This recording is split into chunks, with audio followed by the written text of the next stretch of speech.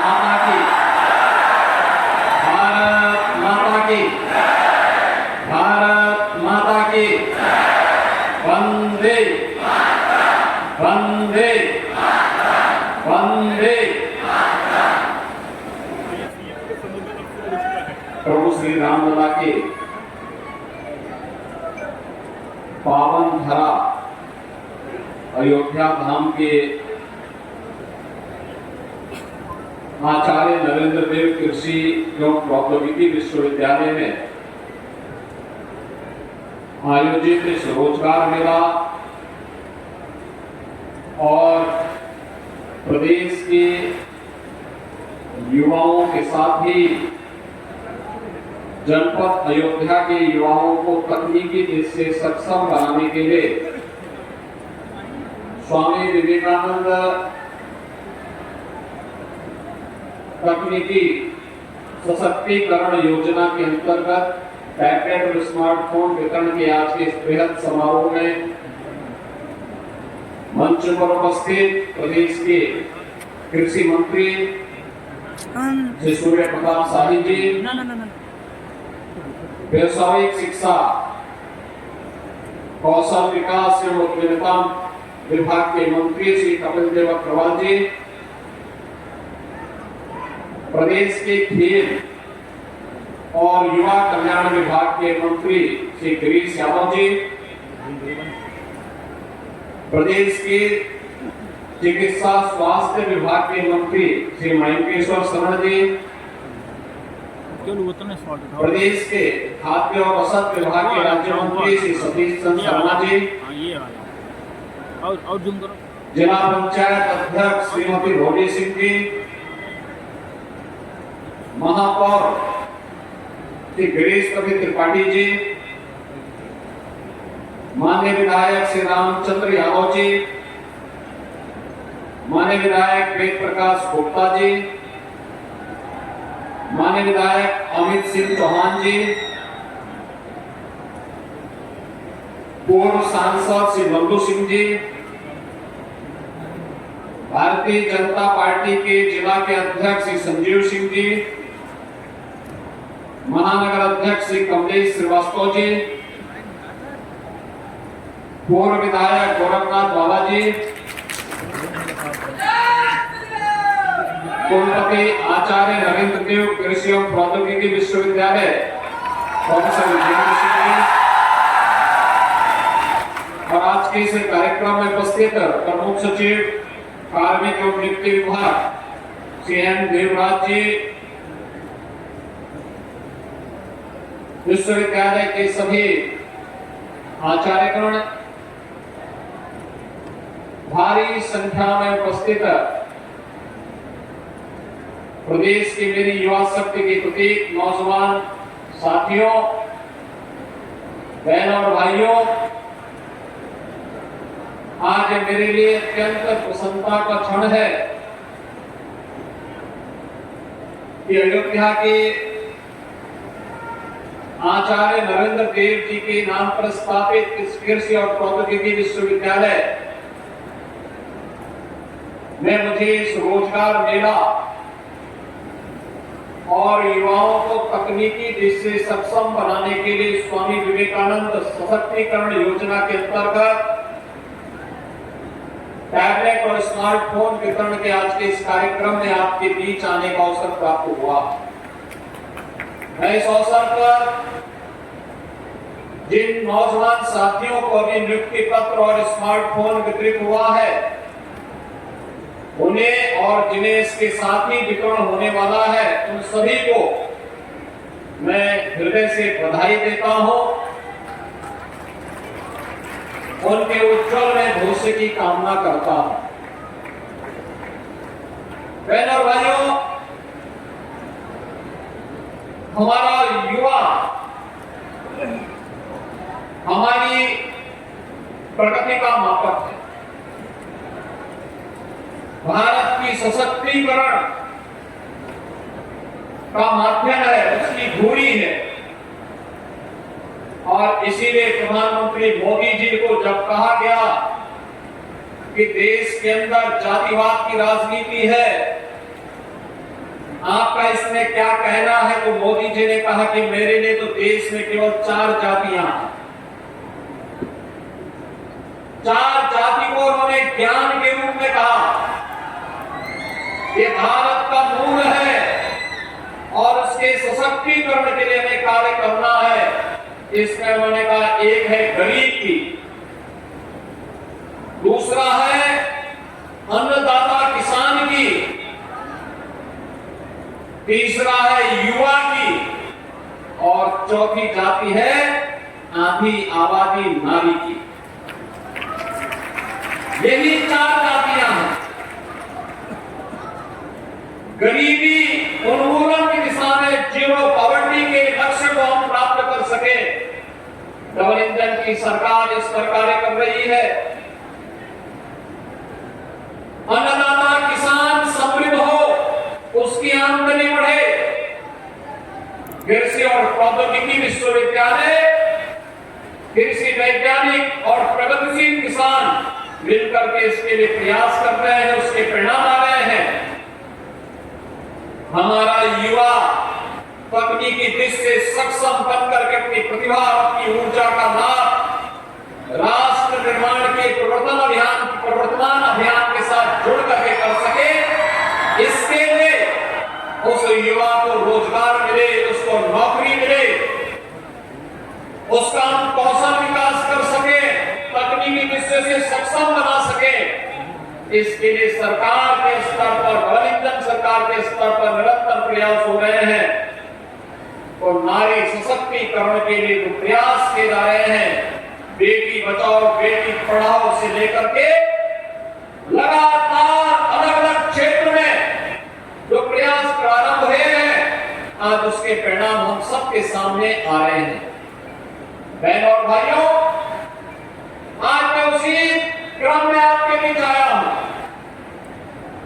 आचार्य नरेंद्र देव जी के नाम पर स्थापित एक कृषि और प्रौद्योगिकी विश्वविद्यालय आज विकास का एक मॉडल प्रस्तुत कर रहा है। कृषि क्षेत्र की संभावनाओं को देश और दुनिया के सामने रख रहा है। नई नई तकनीकी जानकारी अन्नदाता किसानों को दे रहा है, उनकी आमदनी को बढ़ाने के लिए किए जाने वाले प्रयासों का जोड़ रहा है। तो साथ साथ युवा की क्या भूमिका हो सकती है, युवा की क्या आकांक्षाएं हैं, इन आकांक्षाओं को उड़ान देने के लिए पंख चाहिए और उस पंख देने के लिए रोजगार और टैबलेट वितरण के इस कार्यक्रम के साथ जोड़ने के लिए मैं और मेरे मंत्रीगण, मेरे सहयोगी मंत्रीगण आज आपके बीच में यहाँ पर उपस्थित हुए हैं। बहनों और भाइयों, कल मैं अम्बेडकर नगर जनपद में था, मुझे बहुत अच्छा लगा। बृहद पैमाने पर वहां पर भी नौजवानों में बहुत उत्साह था। आज तो इंद्र भगवान की कृपा हुई कि मौसम बड़ा शानदार और आप इतने सुहावने मौसम में इस रोजगार मेले के साथ में यहां जुड़े हुए हैं। नीचे हो सकता पानी होगा,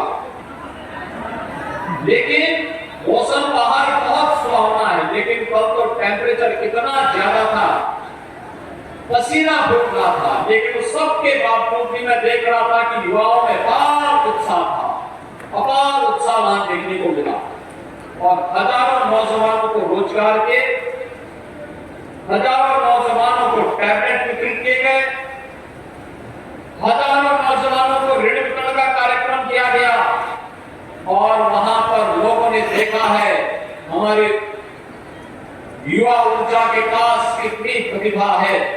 इन सब कार्यों को देखा गया और आज मुझे इस कृषि विश्वविद्यालय में भी आने का अवसर प्राप्त हुआ। एक साथ यहाँ की तमाम परियोजनाओं का हम लोगों ने यहाँ पे लोकार्पण भी किया है और शिलान्यास भी किया है। इन योजनाओं के माध्यम से विश्वविद्यालय की भावी प्रगति को भी हम लोगों ने आगे बढ़ाने का काम किया है और विश्वविद्यालय के लिए, यहाँ के लिए, चाहे वह विभिन्न प्रकार की जो परियोजनाएं हैं, यहाँ के आंतरिक मार्गों का है, राष्ट्रीय कृषि विकास योजना के माध्यम से सीड प्रोसेसिंग यूनिट की स्थापना के लिए जो सहयोग किया गया है उसका भी लोकार्पण हुआ है। Modernisation of instructional fees form के लिए यहाँ पैसा दिया गया है। इसके साथ ही कृषि भारतीय कृषि अनुसंधान परिषद द्वारा जो कृषि विज्ञान केंद्र है सुल्तानपुर, कृषि विज्ञान केंद्र सुल्तानपुर के लिए धनराशि जो दी गई थी उसका भी लोकार्पण का कार्य संपन्न हुआ है और कुछ कृषि स्नातकों के लिए पढ़ने वाले छात्रावासों के लिए भी, और आज शिलान्यास हुआ है इस विश्वविद्यालय का अपना एक 35 करोड़ की लागत का स्टेडियम, एक यहाँ पे ऑडिटोरियम बन सके। ऑडिटोरियम के लिए भी अगर अगली बार आपको आने का अवसर प्राप्त होगा तो बरसात हो या तूफान, आपके कार्य में कोई व्यवधान नहीं होगा, तब आप ऑडिटोरियम में बैठ करके आराम से अपना कार्यक्रम कर पाएंगे। इस प्रकार का एक ऑडिटोरियम यहाँ बनाया जा रहा है। इसके अलावा यहाँ पर अन्य तमाम प्रकार के कार्यक्रमों का भी शिलान्यास हो रहा है। इंटरनेशनल हॉस्टल का निर्माण के लिए भी, अन्य हॉस्टल के निर्माण के लिए भी यहाँ धनराशि उपलब्ध करवाने का कार्य किया जा रहा है, जिसके माध्यम से हम विश्वविद्यालय को आज के युवाओं की आकांक्षा के अनुरूप सक्षम बना सके, उन सपनों को साकार करने वाला बना सके, इसके लिए प्रयास प्रारंभ हुआ। बहनों और भाइयों, विभिन्न कंपनियां, लगभग 100 कंपनियां आई हैं जिन लोगों ने अपने स्टॉल विश्वविद्यालय के अलग-अलग सभागार में लगाए हैं और यहाँ बाहर भी लगाए हैं।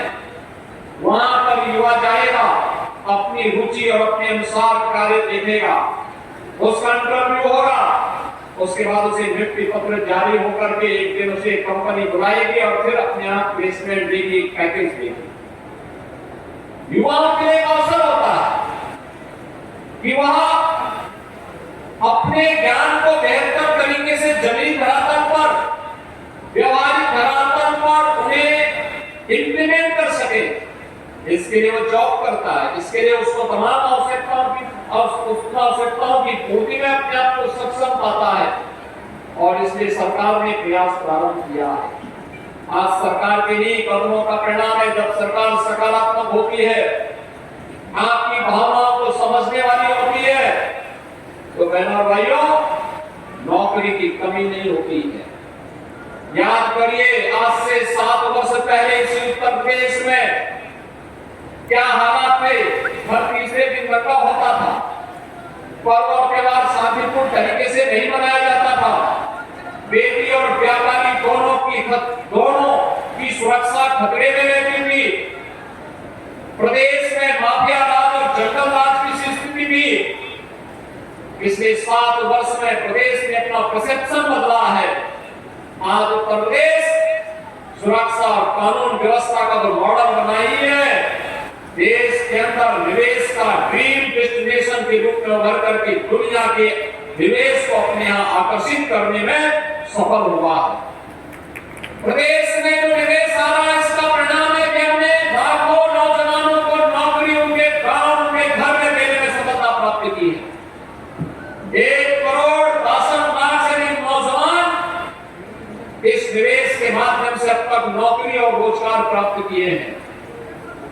स्वरोजगार के लिए 1:1 प्रोडक्ट की योजना, विश्वकर्मा श्रम सम्मान और पीएम विश्वकर्मा की योजना, पीएम स्वनिधि की योजना, पीएम रोजगार की योजना जैसी तमाम योजनाओं के साथ ही प्रधानमंत्री मुद्रा योजना ने भी आर्थिक स्वावलंबन का मार्ग प्रशस्त किया है। और इन्हीं कार्यक्रमों की श्रृंखला में प्रदेश सरकार ने 6.5 लाख नौजवानों को सरकारी नौकरी देने में भी सफलता प्राप्त की है। आज मैं आपके सामने खुशखबरी और लेके आया हूं। अभी 23, 24, 25 और फिर 30 और 31 अगस्त को पुलिस भर्ती की प्रक्रिया हमारी आगे बढ़ रही है, जिसमें 60,000 से अधिक नौजवानों को हम भर्ती करने वाले हैं। ये 60,000 तो भर्ती होने वाली है। इतनी बड़ी भर्ती उत्तर प्रदेश के इतिहास में कभी नहीं हुई। और इस भर्ती के साथ एक और चीज जुड़ रही है कि 20-20 की सीटें इसमें ऐसी होंगी जिसमें केवल बेटियां भर्ती होंगी और उनकी भर्ती के लिए हम लोगों ने एक व्यवस्था बनाई है। मैंने कल भी कहा था ये बेटियां इससे भर्ती कर रहे हैं तो सड़क और चौराहे पर किसी अन्य जगहों पर महिलाओं के साथ छेड़छाड़ करने वाले, बेटियों के साथ छेड़छाड़ करने वाले शोधों को भी ठिकाना लगाने का काम ये बेटियां कर सके, इसके लिए हम उन्हें पुलिस की भर्ती में प्राथमिकता के साथ आगे बढ़ाने का काम कर रहे हैं। बहनों और भाइयों, एक तरफ मोदी जी बेटी पढ़ाओ के साथ आगे कार्य कर रहे हैं। मोदी जी ने नारी सशक्तिकरण वंदन अधिनियम के माध्यम से देश की संसद में और प्रदेशों की विधानसभाओं के लिए सुनिश्चित किया है कि उन्हें भी संसद में और विधानसभाओं में जाने का अधिकार मिलना चाहिए। देश की नई संसद का कोई अधिनियम पहला पारित हुआ तो मातृशक्ति के लिए समर्पित नारी वंदन सशक्ति अभिनंदन का एक कार्यक्रम विधेयक था, नारी शक्ति वंदन अधिनियम था, जिसके माध्यम से उन्हें संसद में और विधानसभाओं में 35% सीटों पर भी चुनकर के जाने का अधिकार प्राप्त हुआ। और दूसरी तरफ ये लोग हैं, कल मैं देख रहा था समाजवादी पार्टी के नेता का बयान में पढ़ रहा था, वो बोल रहे हैं समर्थन कर रहे हैं उन दुष्कर्मियों का जिन्होंने कोलकाता के अंदर एक डॉक्टर के साथ सामूहिक दुष्कर्म करने वाले दुष्कर्मियों का समर्थन कर रहे हैं। कभी तो शर्म करनी चाहिए।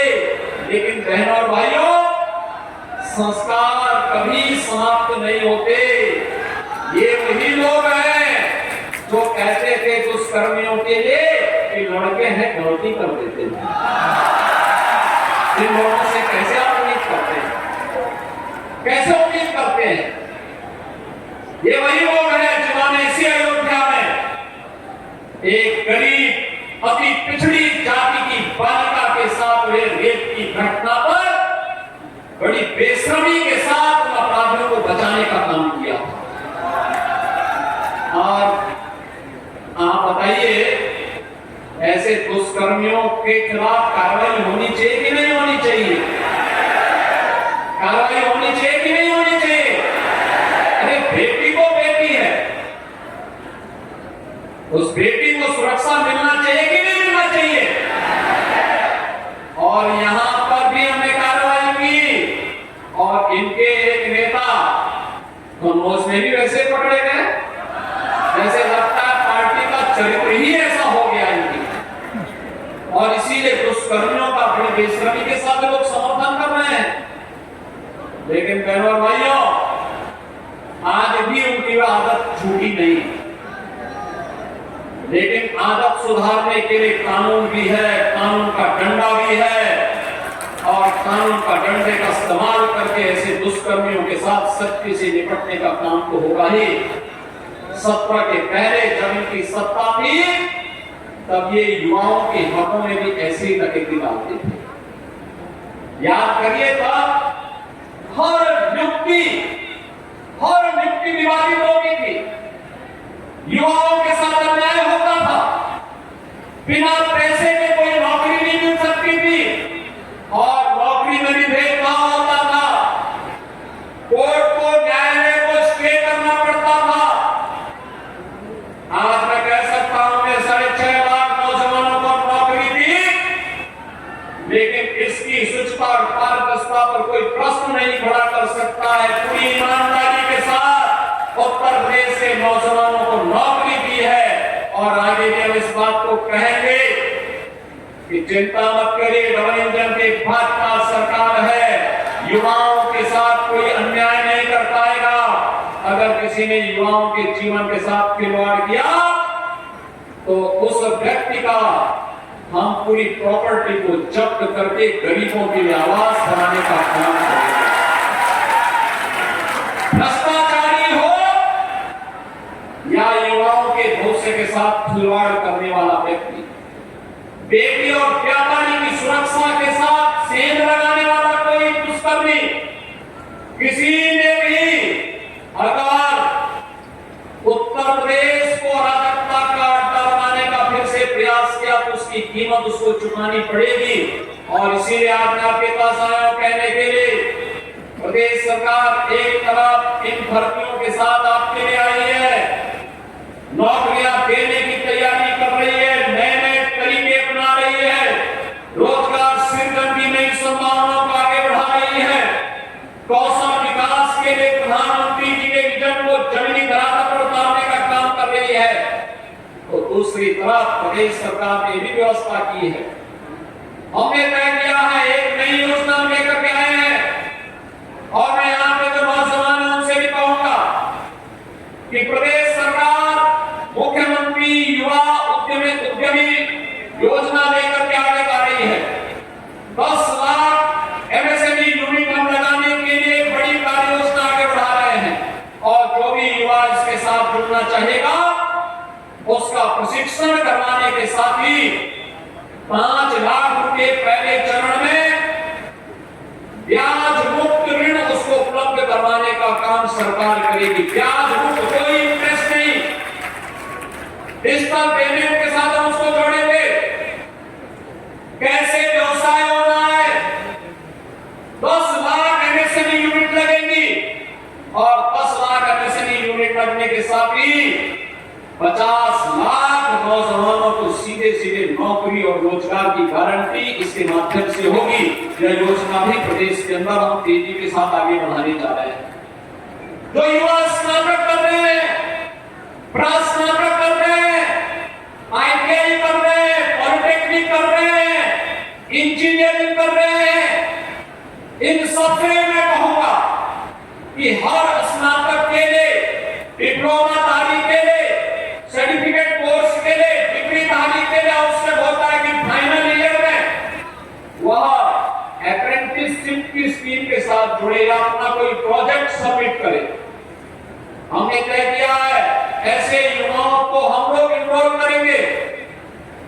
इनरोल करने के साथ उसको कहेंगे कि तुम्हें इस विषय पर अपना प्रोजेक्ट वर्क पूरा करना है, और प्रोजेक्ट वर्क पूरा करते समय उस युवाओं के रजिस्ट्रेशन के साथ हम उसकी स्टडी रिपोर्ट अपने आप प्राप्त करेंगे, और उसको एक निश्चित मानदेय के साथ उस इकाई के साथ जोड़ने का काम करेंगे, जिसमें आधा मानदेय इकाई देगी और आधा सरकार उसे उपलब्ध करवाएगी। तो वहां जब पढ़ाई करने के अंतिम वर्ष में जाएगा, अंतिम वर्ष में जाने के बाद फिर वह अपने पैरों पर आत्मनिर्भर हो जाएगा, अपने माँ बाप पर तब आश्रित नहीं रहेगा।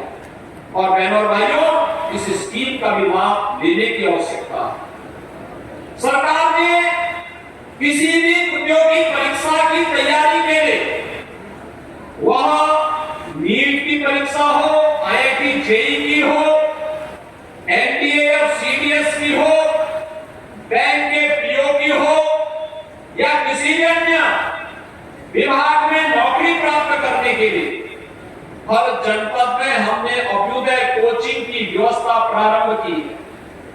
अभ्युदय कोचिंग वर्चुअली भी और फिजिकली भी आपको गाइडेंस करने का एक माध्यम बन रही है, और मैं युवाओं से कहूंगा आप लोगों को उससे जुड़ना चाहिए। आज जितनी भी नौकरियां निकल रही हैं, नौकरियों में मैं देख रहा हूं अभ्युदय कोचिंग से निकल जो जिन छात्रों ने गाइडेंस ली है उन छात्रों का प्रतिशत काफी बढ़ा है, काफी नौजवानों ने उसके माध्यम से नौकरियां प्राप्त की हैं, एक उज्जवल भविष्य की ओर आगे बढ़े हैं। और उसी उज्जवल भविष्य के साथ जोड़ने के लिए आप मुझे इस मिल्कीपुर क्षेत्र में आपके बीच में, इस कुमारगंज में आपके बीच में आना पड़ा। हम चाहते हैं अयोध्या आज बदल रही है, दुनिया अयोध्या की तरफ आकर्षित हो रही है। आप नौजवानों ने देखा होगा हमारा अयोध्या धाम जो पिछली सरकारों के कृत्यों के कारण अभिषिक्त सा हो गया था, आज अयोध्या देश और दुनिया को अपने ओर आकर्षित कर रहा है। याद करिए अयोध्या कितनी संकरी गलियां, आज वहां की 4 लेन दुनिया को अपने ओर आकर्षित कर रही है।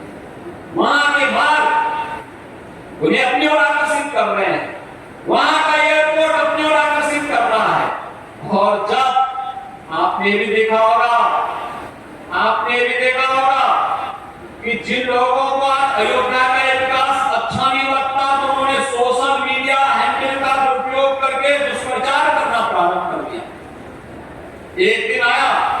13,000 लैंड, अयोध्या की 13,000 एकड़ लैंड 3 लोगों को आवंटित कर दी गई। मुझे बताओ, क्या अयोध्या प्रॉपर में 13,000 एकड़ लैंड है क्या? पहले तो उनकी बुद्धि और विवेक पर ही मुझे संदेह होता है जो लोग इस प्रकार की न्यूज देते हैं। दूसरा, अयोध्या में कोई भी लैंड आवंटित नहीं की गई, तो इस प्रकार की फेक न्यूज क्यों देते हैं?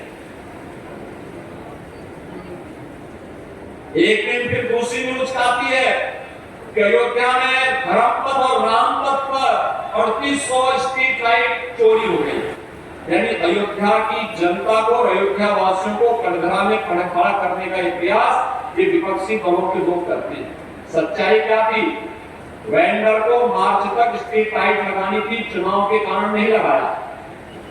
बाद में उसने विपक्षी दलों के साथ मिलकर के ये साजिश की कि पैसा निकाल सके, नहीं हो पाया तो उसने छोटी सी ई कंप्लेंट कर दी। लेकिन अब वेंडर ही शिकंजे में आ गया है और उनके आंकड़ों को भी हम शिकंजे में देंगे। कांग्रेस के पीछे जो अयोध्या को बदनाम कर रहे थे, और अयोध्या को बदनाम करने वाले वही लोग हैं जिन लोगों ने अयोध्या में राम भक्तों पर गोलियां चलाई थी, जिन लोगों ने अयोध्या को लौटमान किया था, ये वही लोग हैं जो लोग बड़ी बेशर्मी के साथ एक चिकित्सक डॉक्टर के साथ, एक महिला डॉक्टर के साथ हुई हैवानियत पर बेशर्मी के साथ उन जल्लादों का समर्थन करते हुए दिखाई दे रहे हैं। ये वही लोग हैं जाए के पिछड़ी जाति की बेटी के साथ ये हैवानियत पर उन दुष्कर्मियों के साथ खड़े, कहते हैं निर्दोष है। आपने लखनऊ की घटना भी देखी होगी। लखनऊ में एक बेटी अपने पिता के साथ और भाई के साथ बाइक से जा रही है, अचानक बारिश हो गई, पानी जमा हो गया, जबरदस्ती पानी फेंक करके फिर उस बेटी को गिरा दिया जाता है। और तब मैंने कहा था, तब भी मैंने वहां कार्रवाई की और मैंने कहा था कि इन लोगों के लिए सद्भावना ट्रेन नहीं, बुलेट ट्रेन चलेगी। कायदे से बुलेट ट्रेन। जब पुलिस ने उस अपराधी को पकड़ा तो समाजवादी पार्टी का मुखिया उस अपराधी के साथ खड़ा हो गया, कहता वो निर्दोष है। यानी निर्दोष, इन्होंने हर दुष्कर्मी को, हर अपराधी को निर्दोष साबित करना अपने जीवन का लक्ष्य मान लिया है। लेकिन बहनों और भाइयों, ये यूपी में नहीं होने पाएगा। उत्तर प्रदेश बदल चुका है। नए भारत का नया उत्तर प्रदेश, उत्तर प्रदेश की 25 करोड़ जनता को विकास की मुख्य धारा के साथ जोड़ करके उनके जीवन में परिवर्तन लाना चाहता है। और परिवर्तन के इसी अभियान को जोड़ने के लिए युवाओं की ऊर्जा और उसकी क्षमता का लाभ हम देश के विकास के लिए बना सके, उपयोग कर सके, उत्तर प्रदेश को भारत का ग्रोथ इंजन बना सके। इसके लिए हम लोग इस रोजगार मेले के माध्यम से आपको जोड़ने के लिए आपके बीच आए हैं। आज मुझे प्रसन्नता है, मैं तो सोच रहा था कि इतनी सुबह रात्रि भर बारिश पड़ी, कैसे कार्यक्रम हो पाएगा। लेकिन मैं आपका अभिनंदन करूंगा और आप सबके उत्साह के लिए आपका मैं अभिनंदन करूंगा कि आपने यहां पर आकर के इस कार्यक्रम को सफल नहीं बनाया और रोजगार के साथ जोड़ करके अपनी ऊर्जा का परिचय भी दिया, प्रतिभा का परिचय भी दिया। चाहे कुछ भी हो जाए, कोई बरसात, कोई आंधी आपका मार्ग नहीं रोक सकती है, साबित आपने किया है। और वैसे भी कल रक्षाबंधन है। आज सायकाल से लेकर के कल सायकाल तक हमारी सरकार ने बेटियों के लिए और बहनों के लिए परिवहन निगम की बसें में फ्री में यात्रा की व्यवस्था की है। रक्षाबंधन में वे अपनी मायके जा सके, घरों में जा सके। वहां पे एक स्पार्किंग हो गया, उसको बंद करवा दो। आप बैठ के आराम से बैठ जाए, कुछ होगा नहीं। तो ये व्यवस्था करती है, कल ये व्यवस्था हम लोग रहेंगे। आप सबको मैं रक्षाबंधन की अपनी शुभकामना देता हूं। दूसरा, 26, 23, 24 और 25 को और 30, 31 को पुलिस की भर्ती होगी। जो भी इच्छुक हैं, जिन्होंने फॉर्म भरे हैं, वे अपनी भर्ती की प्रक्रिया के साथ जुड़े। और 26 और 27 को श्री कृष्ण जन्माष्टमी का कार्यक्रम भी होगा। भगवान कृष्ण ने तो एक ही बात कही थी कि परित्राणाय साधूनाम और विनाशाय च दुष्कृताम। भगवान राम ने भी यही कहा था, निस्सर्गहीन करो मई भुज उठाए प्रणहीन। और भगवान राम के संकल्पों के साथ ही हम लोग अपने जीवन का हिस्सा बना करके जो देश के हित में बाधक है, जो समाज के विकास में बाधक है, जिन लोगों ने गरीब को, नौजवान के, बेटियों के हितों के साथ जो खिलवाड़ कर रहे हैं, पूरी शक्ति के साथ उनके खिलाफ कार्रवाई करने की प्रतिबद्धता के साथ मैं नौजवानों को फिर से आश्वस्त करता हूं, सरकार आपके साथ में है। आज यहाँ पे हजारों नौजवानों को टैबलेट और स्मार्टफोन वितरित हुए हैं। कुछ लोगों को नियुक्ति पत्र प्राप्त हो गए हैं, शेष को यहाँ पर हमारे मंत्रीगण नियुक्ति पत्र भी वितरित करेंगे। आज आपके उत्साह के लिए एक बार फिर से मैं आपको बधाई देता हूँ, आपका अभिनंदन करता हूँ और आप सबके प्रति अपनी शुभकामना देते हुए रक्षाबंधन और श्री कृष्ण जन्माष्टमी की आप सबको मैं अग्रिम बधाई देता हूँ। धन्यवाद। जय हिंद, जय जय श्री राम। बहुत बहुत धन्यवाद आभार माननीय, आपकी प्रेरणादायी उद्बोधन के लिए। मैं अनुरोध करूंगी माननीय प्रभारी मंत्री जी तथा इस विश्वविद्यालय के माननीय कुलपति महोदय डॉक्टर ब्रजेंद्र सिंह जी से ये स्मृति चिन्ह माननीय मुख्यमंत्री जी को भेंट करें। ये एक ड्रोन का स्मृति चिन्ह है और आप सभी तालियां मंच तक जरूर पहुंचाएं।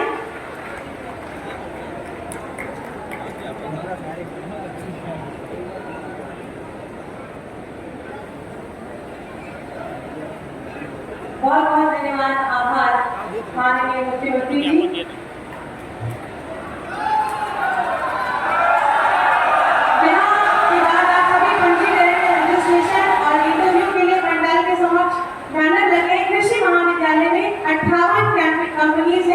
जिसमें 10वीं पास ITI क्वालिफिकेशन है, पशु चिकित्सा